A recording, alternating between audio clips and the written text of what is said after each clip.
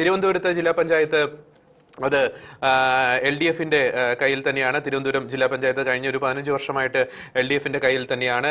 കൊല്ലം ജില്ലാ പഞ്ചായത്തിലാണ് മാറ്റം വന്നിരിക്കുന്നത്. കൊല്ലം ജില്ലാ പഞ്ചായത്തിൽ UDFന് ഒരു ലീഡ് ഉണ്ടായിരുന്നു, പക്ഷേ അത് LDF തിരിച്ചു പിടിച്ചിരിക്കുന്നു. കൊല്ലം ജില്ലാ പഞ്ചായത്ത്. പത്തനംതിട്ടയിൽ UDF ആണ്, ആലപ്പുഴയിൽ അത് LDF ആണ്, അത് അങ്ങനെ തന്നെയായിരുന്നു. കോട്ടയത്തും UDF, ഇടുക്കിയിൽ UDF, എറണാകുളത്ത് UDF, Thrissur LDF, Palakkad LDF, മലപ്പുറത്ത് അത് UDF, കോഴിക്കോട് ജില്ലാ പഞ്ചായത്ത് അത് UDF തന്നെ നിൽക്കുന്നു. വയനാട് UDF, കണ്ണൂർ അത് LDF, കാസർഗോഡും ജില്ലാ പഞ്ചായത്തിന്റെ ലീഡ് UDFന് നഷ്ടപ്പെടുന്നു. അപ്പോൾ കാസർഗോഡും കൊല്ലത്തും ഉണ്ടായിരുന്ന ജില്ലാ പഞ്ചായത്തുകളുടെ ലീഡ് UDFന് നഷ്ടപ്പെടുന്നുണ്ട്. അതിനാൽ തന്നെ ജില്ലാ പഞ്ചായത്തുകളുടെ ആ ഒരു സ്റ്റാറ്റസ് എന്ന് പറയുന്നത് 7-6 ഇപ്പോൾ മാറിയിരിക്കുന്നു. നേരത്തെ 7-7 ആയിരുന്നു, ഇപ്പോൾ 7-6 എന്ന രീതിയിലേക്ക് കാര്യങ്ങൾ മാറിയിരിക്കുന്നു. നേരത്തെ കാസർഗോഡ് അവിടെ ജില്ലാ പഞ്ചായത്തിൽ UDFനുണ്ടായിരുന്ന ലീഡ് നഷ്ടപ്പെട്ട് LDF തിരിച്ചു പിടിച്ചിരിക്കുന്നു. കൊല്ലത്തുണ്ടായിരുന്ന ലീഡും അത് മാറിയിരിക്കുന്നു.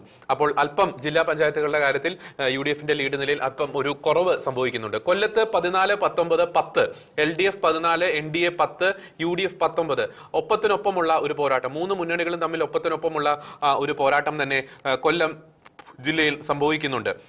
തിരുവനന്തപുരത്ത് ഇപ്പോഴും മാറുന്നില്ല. തിരുവനന്തപുരത്ത് അല്പം മാറിയിട്ടുണ്ട്. അതായത് 28 എന്നുള്ളത് LDFന്റെ 29 മാറുന്നുണ്ട്. NDAയുടെ 49 എന്ന രീതിയിൽ തന്നെ നിൽക്കുന്നു.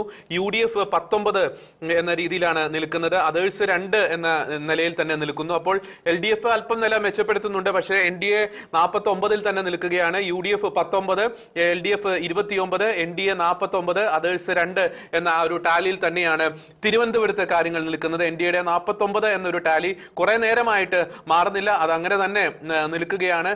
നമുക്ക് കാത്തിരുന്ന് കാണാം, അത് 50-ലേക്ക് എത്തുമോ, 51-ലേക്ക് എത്തുമോ, അതോ LDF 30 കടക്കുമോ എന്ന് നമുക്ക് കാത്തിരുന്ന് കാണാം. എനിക്ക് തോന്നുന്നു ഒരു പക്ഷേ കഴിഞ്ഞ വർഷം സംഭവിച്ചതിന്റെ ഒരു ഉൾട്ട ഇവിടെ സംഭവിക്കുമെന്ന് എനിക്ക് സംശയമുണ്ട്. കാരണം കഴിഞ്ഞ തവണ BJPക്ക് 34, LDFന് 51 ആയിരുന്നു.